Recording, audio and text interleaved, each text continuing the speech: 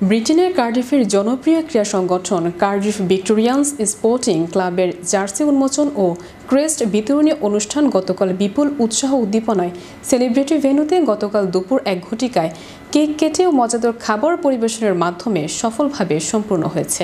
এবছর ক্লাবের ক্রিকেট টুর্নামেন্টে বেস্ট অলরাউন্ডার একে সিফার, বেস্ট বোলার ওয়েস ফারজান ও বেস্টম্যান সেলিম আক্তারকেও ক্রেস্ট প্রদান করা হয়।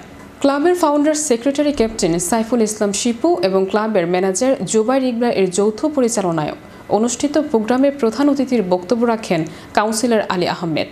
বিশেষ অতিথি হিসেবে গ্রেটার সিলেট কমিউনিটি ইউকের কেন্দ্রিক কনভেনার মোহাম্মদ মোকিস মনসুর, সিনিয়র সাংবাদিক মোস্তফা সালেহ লিটন, জিল্লুর চৌধুরী, সৈয়দ কাহের, রাসেল রহমান, আতর চৌধুরী ব্রাইট ও আহমেদ জাকু খেলোয়াড়দের হাতে ক্রেস্ট ও পুরস্কার তুলে দেন। খেলাধুলা শুধু শারীরিকভাবে সুস্থ রাখে না, গড়ে তোলে আত্মবিশ্বাস ও অনন্য সেতুবন্ধন উল্লেখ করে বক্তারা ভিক্টোরিয়ান্স স্পোর্টিং ক্লাবের বিগত দিনের পারফরম্যান্সের ভূয়সী প্রশংসা করে আগামী দিনের পথ চলায় কমিউনিটির সবার সহযোগিতা কামনা করেছেন।